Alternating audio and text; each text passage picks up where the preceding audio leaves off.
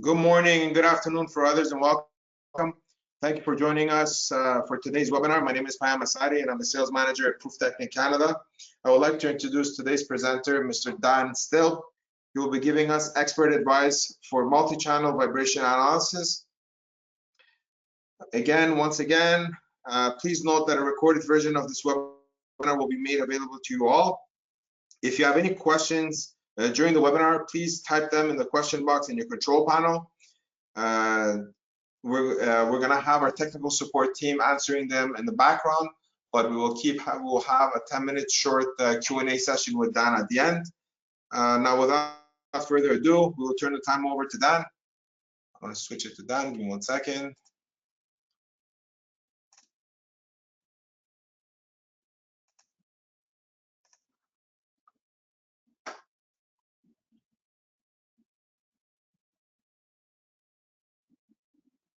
Good morning. My name is Dan Stilp. I work here in Philadelphia at the PRUFTECHNIK U.S. headquarters, and today I was going to talk about multi-channel analysis.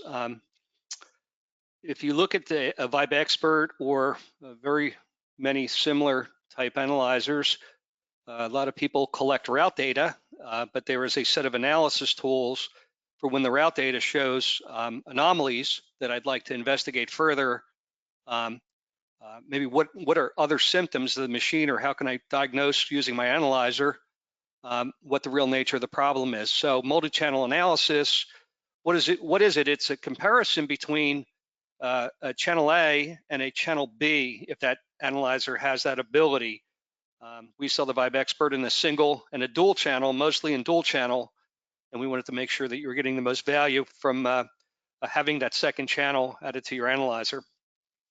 I'm going to talk about the applications of what it's good for, as well as talk about how it's done. If you're looking at the screen, there is a multi-mode icon, and if you want to do this off route, you index over to the multi-mode icon and you just hit enter. If you're in the route, it'll actually store this said data against that point in the route.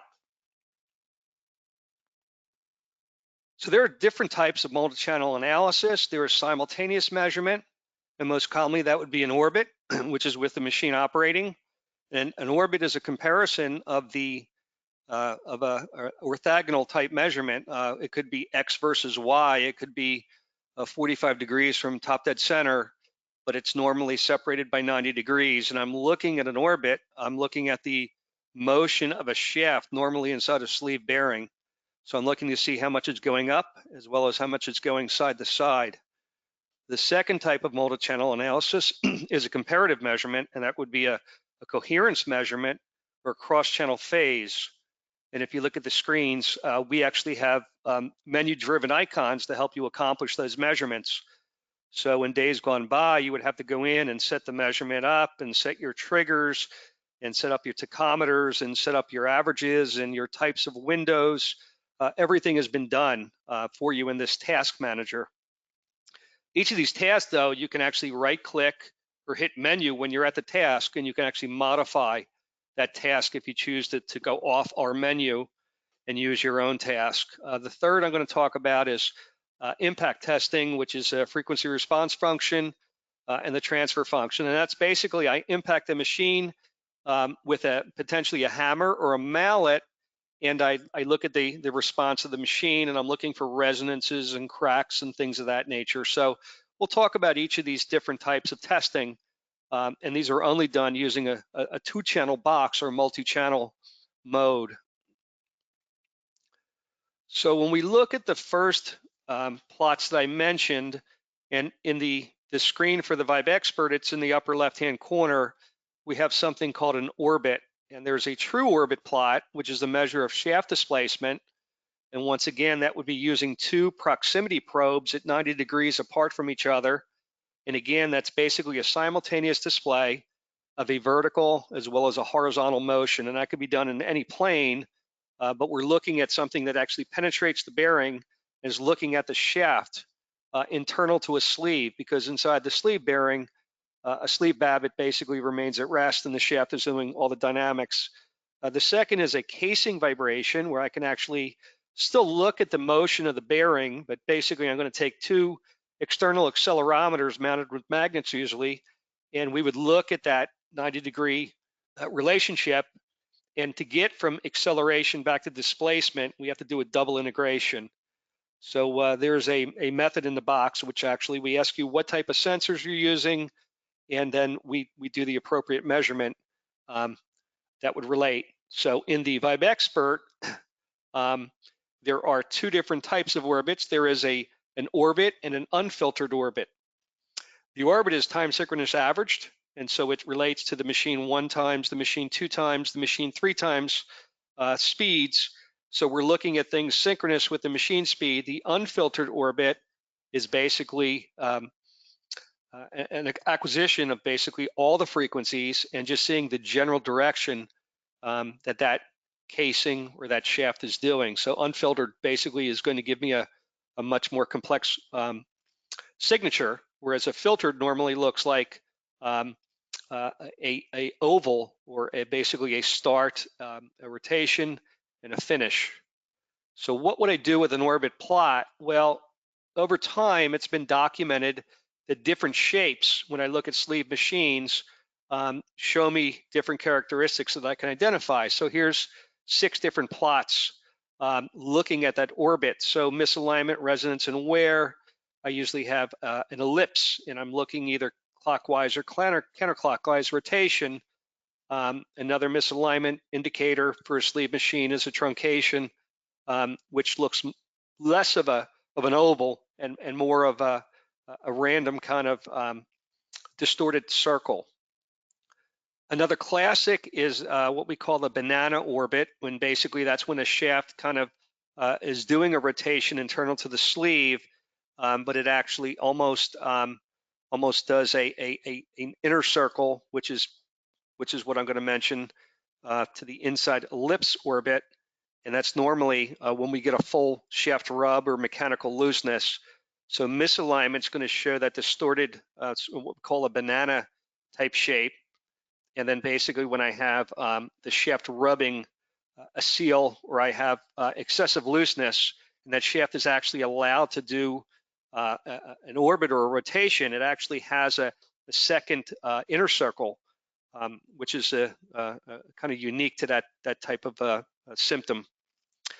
Another 2 classics are the misalignment and other problems related to that, and that shows a figure 8 where the shaft actually climbs the wall across the center line and actually goes to the other lower portion of the bearing, and that cycle repeats itself. So it ends up looking like a figure 8, and then we actually have something to do with when we get oil whirl or subsynchronous whirl, and we see an inner loop orbit. But using these as references, it's a great addition to the route data that I can actually take a measurement, and I can further learn about that machine and use that for reference for the future.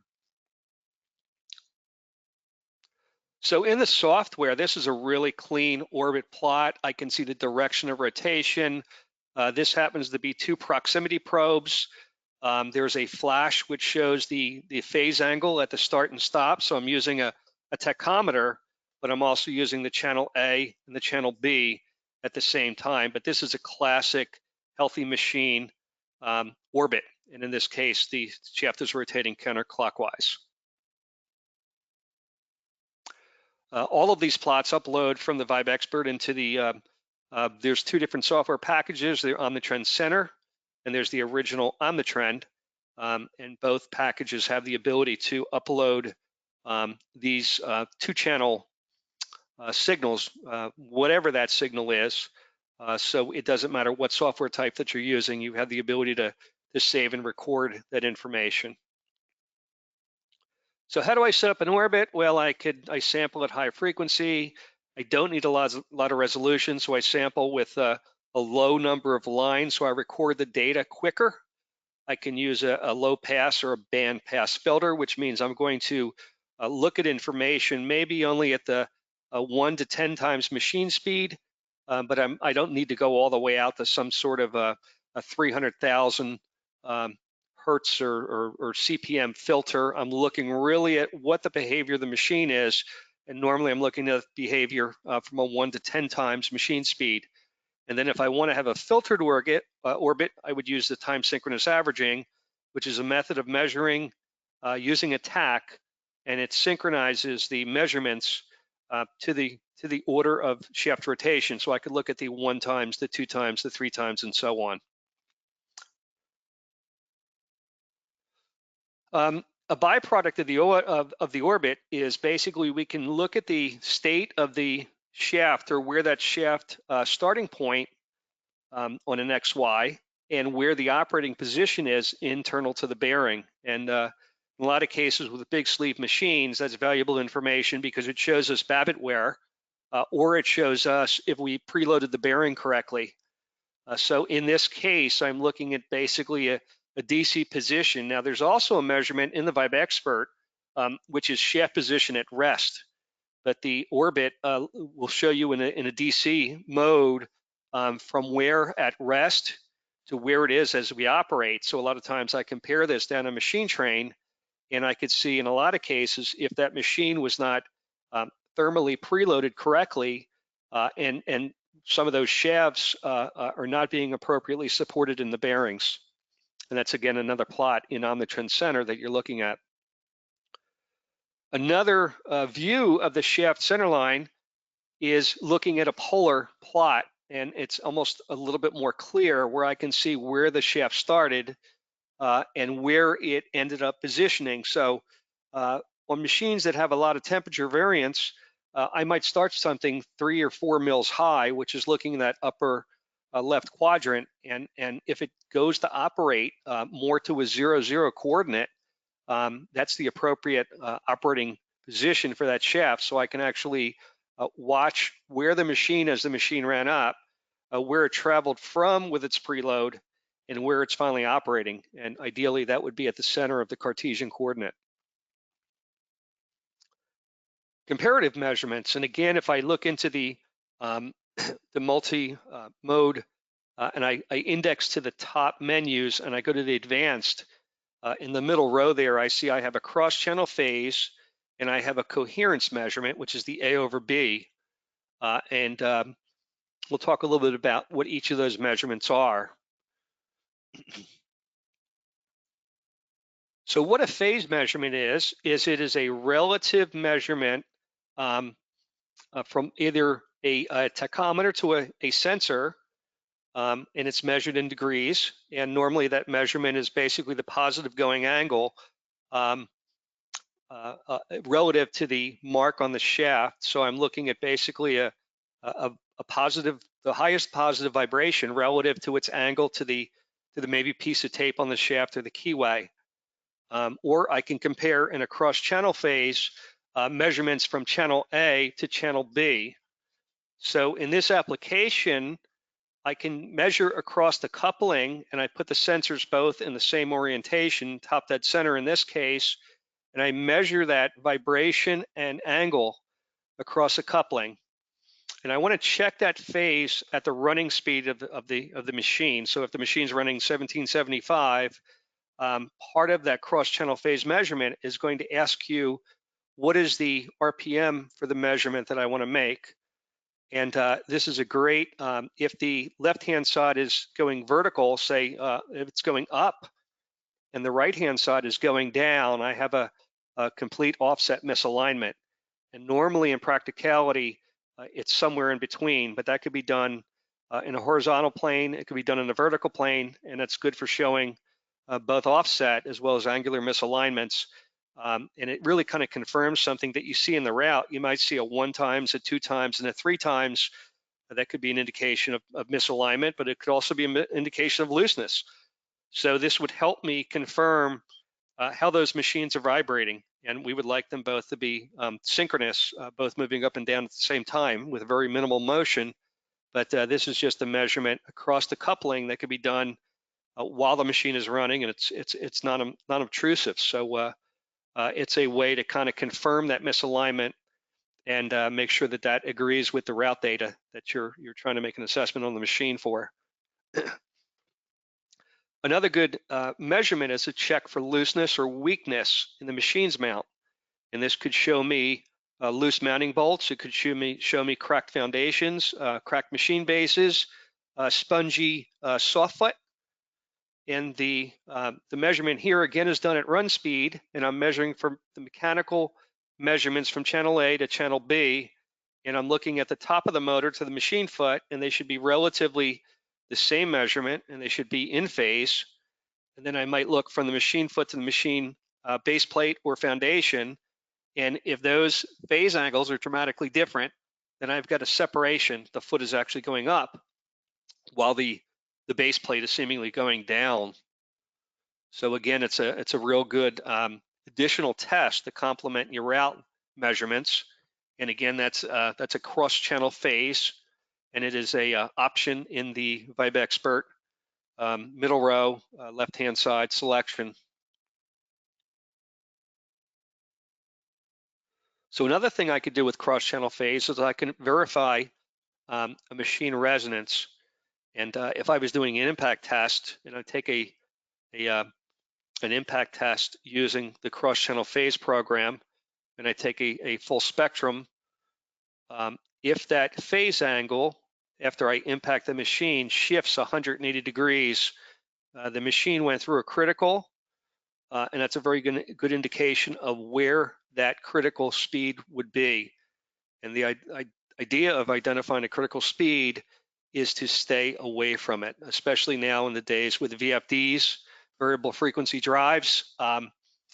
The machine could be driven at a pump need or a ventilation need, and it could be operating on a resonance and really remotely beat that machine up as it's operating in something that's exciting the resonance or exciting the machine by the driven speed. So if I could identify where that slow, steady change or that phase angle flipped and it went from one side of the critical to the other, that would give me a good idea of where to stay away from as I go to operate this machine. Again, in either a steady state or a variable speed state.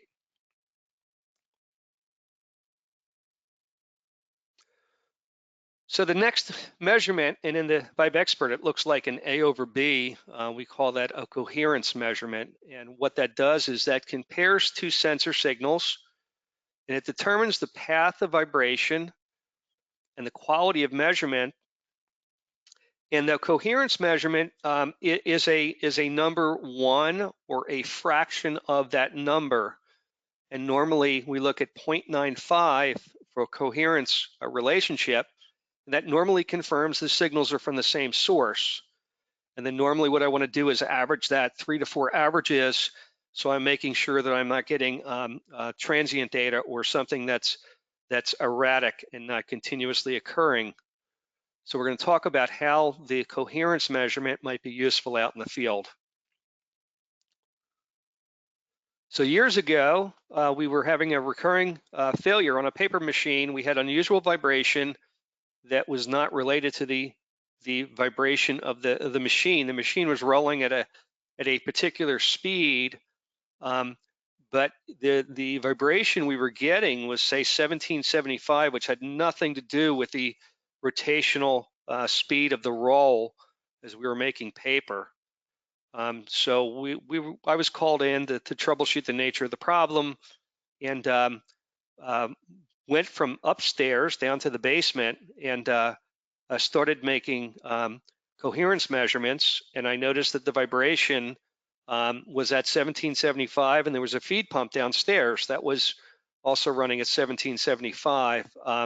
By using a coherence measurement, it proved that the vibration was directly related, and ultimately, through a bunch of effort and repair, fixing the pump operation, in this case, solved the vibration on the paper machine problems.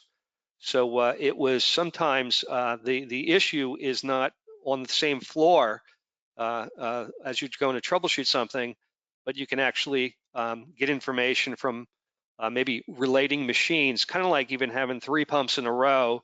I may be getting vibration from pump number 1 on pump number 3, and they could be either or out of cadence. and the coherence measurement would be helpful in identifying that. Here's another application. I was called to a hospital down in Baltimore years ago, and hospital operating room. The surgeons were distracted by excessive noise in the operating room, and they called me in, and in this case, we used again a multi-channel measurement, and thought about where would that annoying noise, how could that be, present in this room, and where could it be coming from? So we used the multi-channel. In this case, we used actually a microphone relative to an accelerometer, and we determined it was coming from a HVAC fan, HVAC cooling fan. And the coherence measurement in this case proved that the vibration was related. We balanced the HVAC fan, removed the sound from the operating room, and the surgeons were happy with the results. If you think about coherence, cracks in piping or cracks in structures, when there's a fracture in a surface, the vibration does not continuously travel along that surface. It becomes distracted down that crack. So if I suspected cracks in piping or foundation or base plates, I could do a cross-channel measurement on either side, or I could check the coherence. A high value for a good pipe would be 0.95 or better. If I was starting to have corrosion or cracks, that coherence value would start to dip below 0.085. And once again, with the Vibe Expert, you just go into the A over B measurement. The menu has been set up for you. It's going to ask you what sensors, and you just enter that test mode, and you get your results. So there's not a lot of need to be looking through manuals and figuring out how to use this measurement to get this return. In this case, we're looking just at a measurement on a particular machine, and I'm going to use the A for a timing mechanism or a good reading, and the B sensor is looking at being a rover. So I'm actually looking from the left to the right-hand side in the vertical plane, and I'm checking to see the coherence across that machine train to see if that's mechanically sound or if there's any sort of maybe structural issues, or could be a soft foot where the machine's being twisted. I'm going to basically get some sort of behavior from that machine. If this machine was off, of course, that coherence would be 1 because nothing is going on. But if there was some dynamic to that machine going on, I could tell something about it. In a lot of cases with a motor, it could be a poor base plate or a soft foot condition that's causing that motor to twist. So it's a real good additional measurement that complements vibration route. In this case, I'm using coherence, but I'm using this for an impact, and I'm going to use maybe a calibrated impact hammer, and I could actually wring the machine out, and that's going to tell me the structural integrity of the machine. Normally, again at 0.95 or higher, it's basically determining that machine is relatively sound or not operating on a resonance. If it was on a resonance, that number could vary. It could be all over the spectrum. So I can use that impact force hammer to see if the machine is being distorted or operating on a resonance. And it's just another use of a coherence measurement.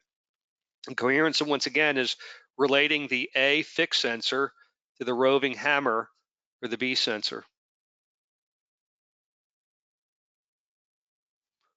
So in this case, we rang out a machine, and if you look on the left-hand side plot, we saw a coherence value of 1.0, and that was basically screaming at the 4.25 hertz, which was in fact the machine resonance. So without starting the machine up and coasting the machine down and running it through its criticals, we use this coherence to basically see where is the machine excited. And we use basically a transfer function, but mainly it's that cross-channel coherence measurement, and at what frequency it is most near a value of 1. So another function inside the Vibe Expert, as I go through the multi-mode advanced menu is something called impact testing. So this is where I impact the machine with a modally tuned hammer, and I measure the effect of that vibration that I induced into the machine with a measuring accelerometer. So in the VibeXpert, I just basically go down to the menu, and hopefully I'll get across that. So we have something called impact test or bump test, which is one channel, and then we have another one which is a modal or ODS testing. So we're talking here about multi-channel. A modal is when I impact the machine and I see the effect of the impact and how that machine twists and turns as it vibrates. And the ODS is basically the measurement of the machine as it operates, operating deflection mode. So there are two different tests, one with the machine on and one with the machine off, but they're both basically impact tests as far as the VibeXpert's concerned. So the impact test, I can look for structural analysis, identifying resonances. I can measure stiffness. I can see the system response and the modal analysis of the machine, and I'll show some animations of machines. So what I do with these different is I can actually have an empty pump, or I could fill it with fluid, and I can see the behavior of that machine when it's unloaded and loaded. And if there are problems, we worked on one with a local sewerage commission and saw the machine was running on a high resonance, even with the volute full of fluid, and they had to go and probably change the structure or stiffness, or maybe even weight down the machine casing to get a desirable vibration on that particular machine. So in here, we're looking at what sort of measurements are being made. We're looking at cross-channel phase, coherence, and impedance.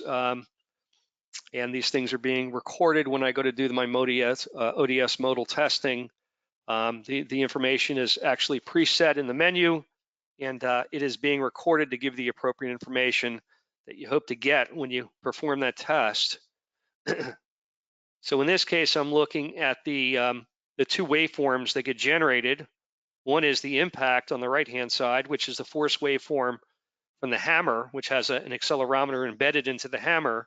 And the second is the reaction of the machine through the measurement accelerometer. So they both happen simultaneously. So I see the impact, and then I see this truncated waveform as I see the vibration get excited and decay. So basically, we look and make sure that these two measurements they look sound and they look of adequate value, so I can get some information from them. So how would I take the measurement? Well, I go back into a time where all of these things had to be set up into your analyzer. You had to set some sort of anticipation trigger. You had to set a duration as a percentage of total time that you recorded. And you had to set different windows, which would accentuate the information that you're trying to gather. And then we would look at the exponential decay factor of the signal. And ironically, if you misconfigured the menu, you did not get the information you were looking for. So it's kind of a complex setup. But in the VibeXpert, we use a job template, and the job of the job template is that it's an easy to use pre-configured parameters, in this case for an impact test. The user selects the impact mode. All of the parameters are pre-configured, and it's menu driven, and it guides you through the process. So it asks you, take a measurement and then hit next, and then take your next measurement. So it walks you through this test so you get the appropriate information that you're looking for, having all of these kind of pre-configured menus. And once again, I can hit the menu button on the VibeXpert in the bump test, and I can actually deviate away from our process if there's something that you would like to do differently than we're asking you to do. So this is not a firm fixed menu, but a suggested. And then if you want to do something different, you have that option by going into that menu. Might be changing sensors, might be changing duration, things of that nature.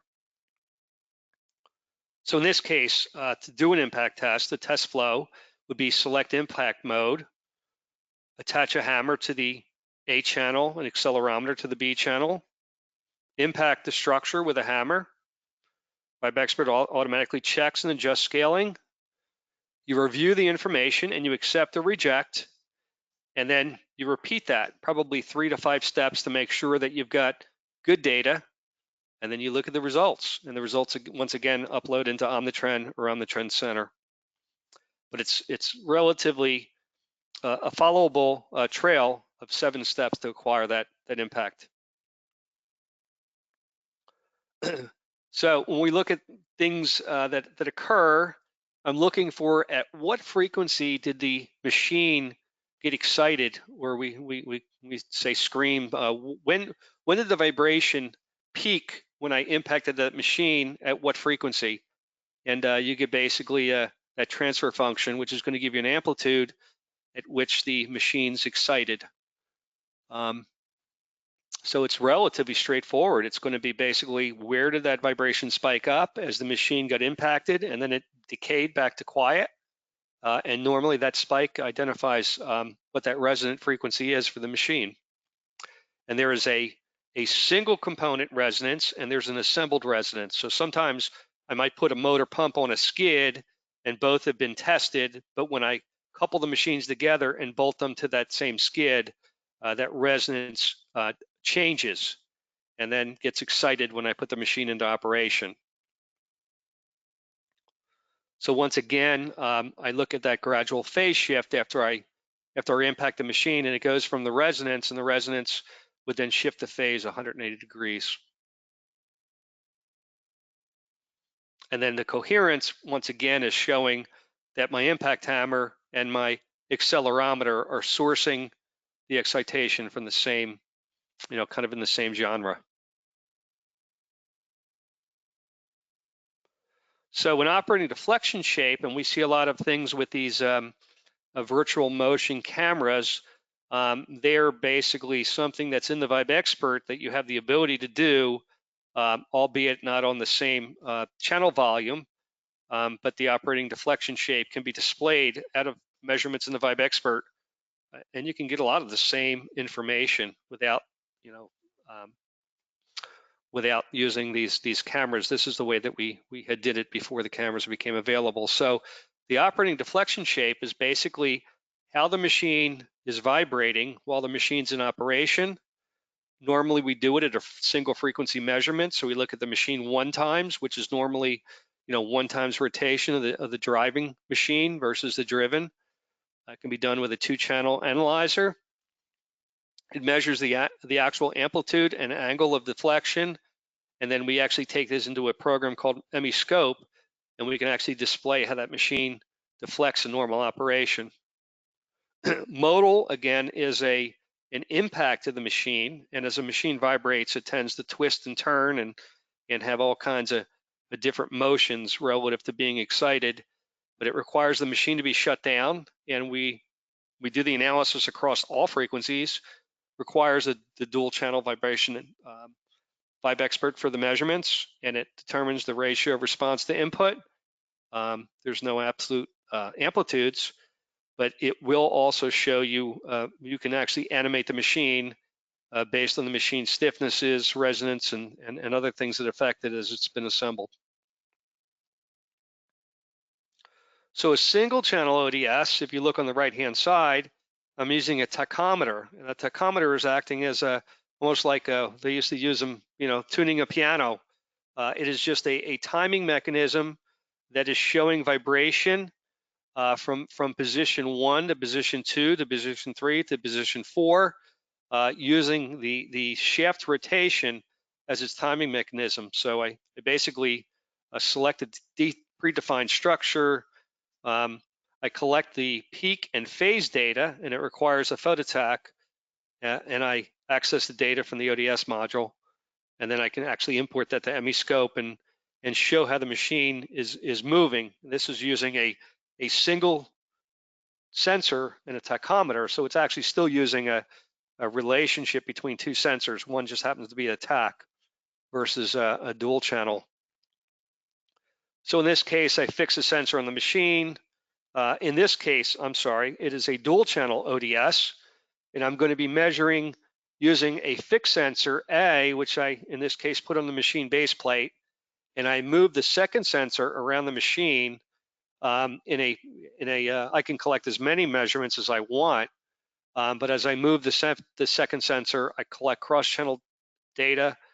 I upload this into something called Emiscope software, and we actually have an export tool that'll get the information out of the box into the Emiscope software. And then the net result is in the Emiscope software, every point in the machine actually is an intersection, and I can actually numerically order those things and apply the data against that intersection. So the top of the motor might be position 1, the side of the motor is position 2, the outboard side of the motor is position 3, the vertical outboard is position 4, etc. So I apply that data to the Emiscope software, and then I can actually view how the machine is operating. I'm going to show you a couple examples of that in a minute. The modal analysis is the same sort of thing. I have a fixed sensor and a moving sensor. So the fixed sensor in this case is going to be the A sensor is mounted vertically on the motor outboard, and the B sensor, which is the modal hammer, I can move it around and impact the machine in lots of different places and see that characteristic of the machine as I record all the data. And again, the job of the software and the hardware is to sequentially acquire the appropriate information and then put that into the software for future viewing. So here's a couple examples of what I saw. It's on some applications. Let's see if this will.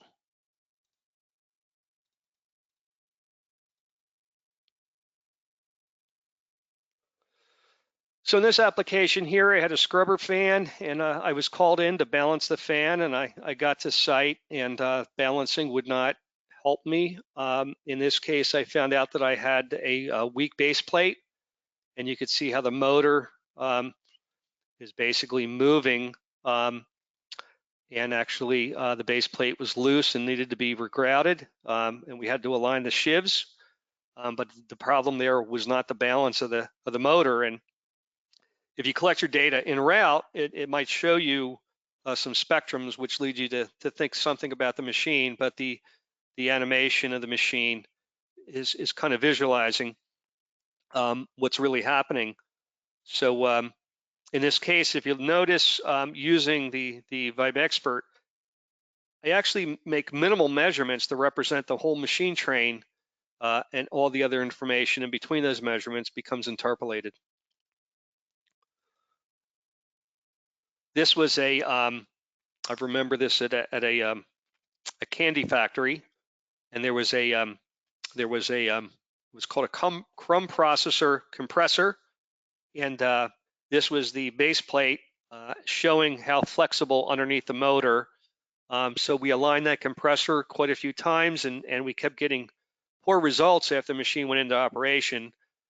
We did an animation on the base plate, and we saw that the base plate was weak in the middle, and this sort of deviation was if you picture it was a base plate that was on I-beams, but it had a weakness which was shown by the ODS.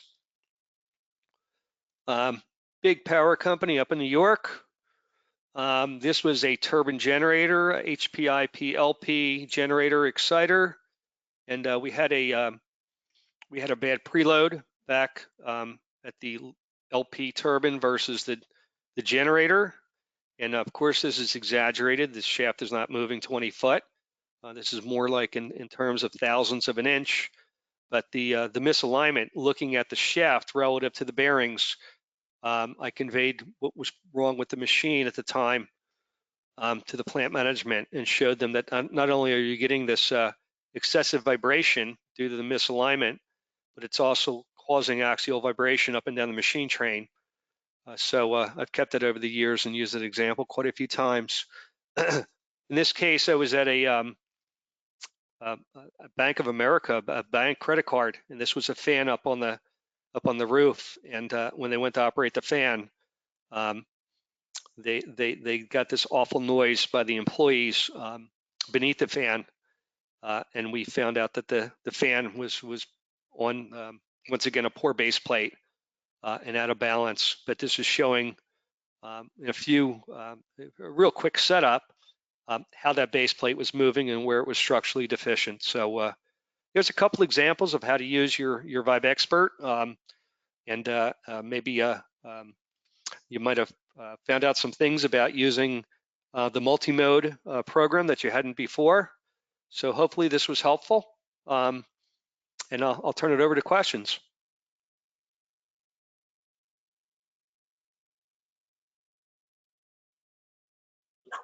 Hello, Dan. Yeah, we have a couple questions here, and so we'll kind of kick them off. Okay. One of which was maybe you can just describe the difference, or maybe some comments about filtered and unfiltered orbits.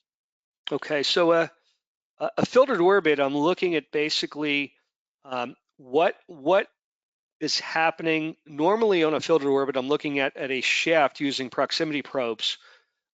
So when I filter the orbit, I'm only looking at, if the machine's spinning at 3,600 RPM, I'm only looking at information at 3,600. So if I was looking at the 2 times filtered orbit, I'd be looking at only things that happen at 7,200 RPM. And both of those are characteristics about how that shaft is operating. An unfiltered orbit, I'm basically looking almost like in a vibration measurement where I'm taking all of the frequencies and I'm showing this. It's kind of a noisy orbit. It looks like a tumbleweed or a hairball, and there's things going in all different directions. But that's also useful for general machine vibration and showing how much this machine might be moving in all these different vectors about 0, 0 on a Cartesian coordinate. So the unfiltered orbit is going to show me basically my general vibration. And the other is specific to basically events that occur at a machine speed. So one is almost time synchronous averaging to that shaft speed, and the other is a general overall vibration. But what is all of those additive frequencies doing, and what direction are they moving in any given case? If I could actually see things skewed to the right-hand side if I had a weakness, maybe for some mounts, or I had some excessive maybe soft flight, I could see it favoring one side of the machine or the other. So hopefully that answered that. That's perfect, Dan. We got a couple more questions coming in. One is related particular to one of the slides in your presentation, slide 19. And I wonder if maybe you can just jump back to that real fast. Going. Okay. And there's an A versus B with the vertical and horizontal. Should there not be a normal 90-degree phase difference between those?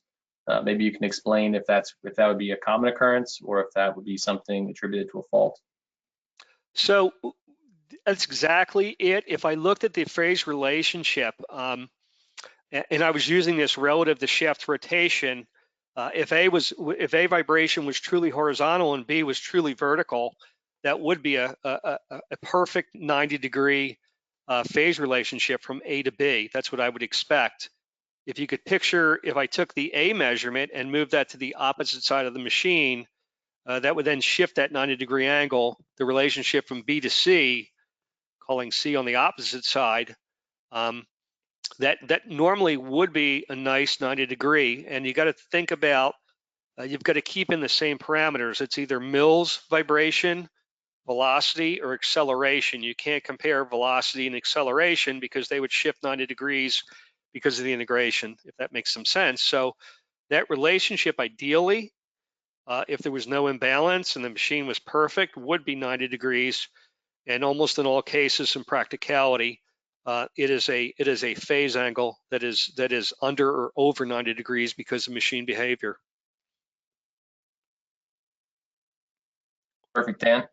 We're going to move on to another couple questions here. One of which is about the ODS when you're using the 2 channels. Which one is fixed and which one can be the rover? Maybe you can explain some details there. Actually, using the two channel, you could pick either one from the menu. We default to A as being the fixed and B as being the rover. And that's just how we set up the application in the wizard. But the box treats both acceleration measurements the same. So as long as you define one versus the other, but to me, as you're setting the job up, I always consider to do everything the same, and then I don't have an issue with what did I do this job versus what did I do with another job. I kind of always go driver to driven. So in this case, I would just almost in good housekeeping use the A as the stationary and the B as the roving sensor, and you should compare between all your jobs are going to have the same relationship rather than switching these things around. Excellent, Dan. We have a question here about application. Maybe you have some feedback on this. In terms of using the Coherence to see if there's any type of fouling in piping, the fouling being like if there's material stuck on the inside of the walls of the pipe. Have you done anything like this, Dan? We used to use, actually we used a different manner for loose parts at nuclear plants where you would actually get either loose parts or you would get that sort of debris in the 500,000 miles of piping. I don't know. There's other devices out there. There's thickness testers which you can actually apply into a vibration analyzer that look for pipe corrosion and that sort of gunk buildup. I think, and no, I have not done a lot using Coherence looking for pipe, either debris, but you would see that if there was, again, loose parts, you would see some sort of a variation if that part hit the sidewall during your measurement, but that would have to be pretty coincidental. So I think there are better tools, pipe thickness. I think the Coherence would be best used for structural integrity, for bad flange mounts or cracks in the pipe, or even twists in the pipe, more so than the condition that you were saying. But the one thing about vibration is it's like a musical instrument. It could be used in a lot of different ways, and maybe you have an application that would be that would work for you. But the tool is there and has a lot of different uses, but I can't say that I've actually done that for the condition that you explained. Understood. On the same topic of coherence, is it possible to use it to measure stiffness?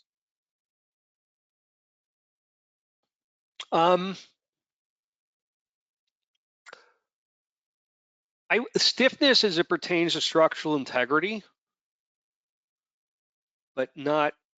I don't think, I can't think of an application where maybe it would be looking for different wall thicknesses versus the stiffness of maybe a pipe. If you're looking for something that's in between two supports, in that case, I might use more of an animation program down the piping line than I would Coherence. I might use that cross-channel phase and take a series of measurements in between pipe mounts if that's the question.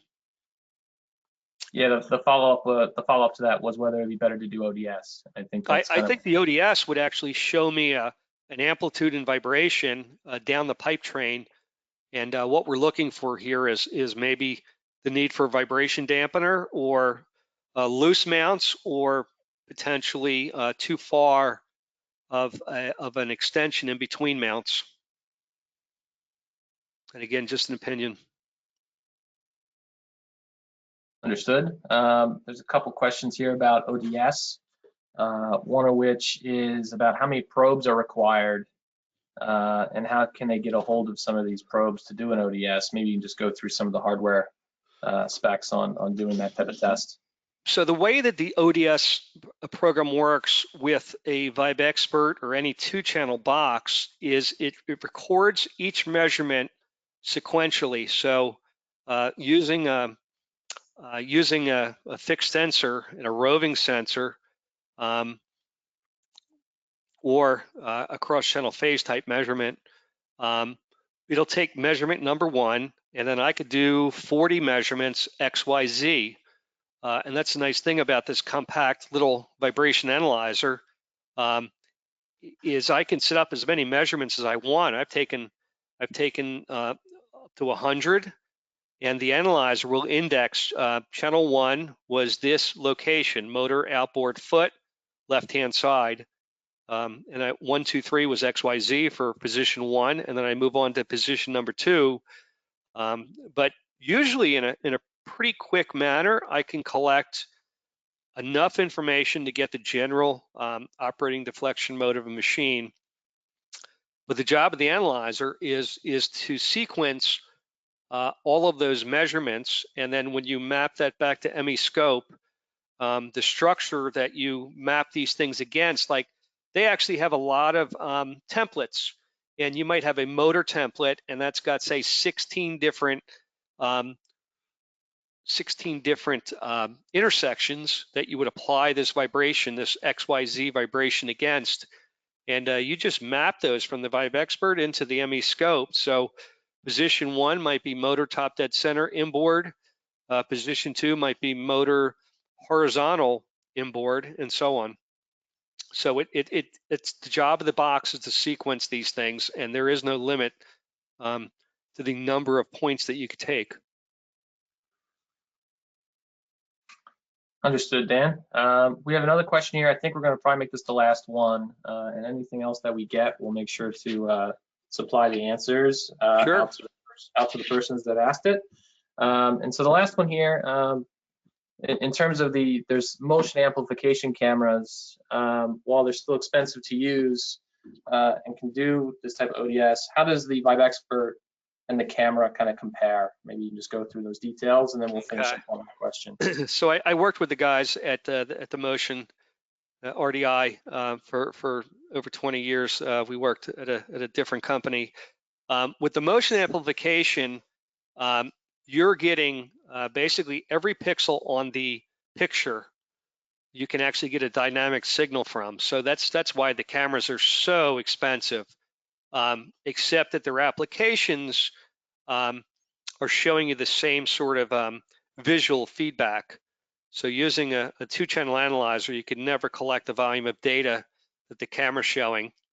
You'd be limited to your time and the number of points that you chose, whereas the camera might have 5 million pixels showing you all that motion with one big visual recording of the video. So they're just a little bit different in nature, but you can get a general operating deflection or modal, which is really what you end up reacting on using your measurements and interpolating the differences between the different measurements.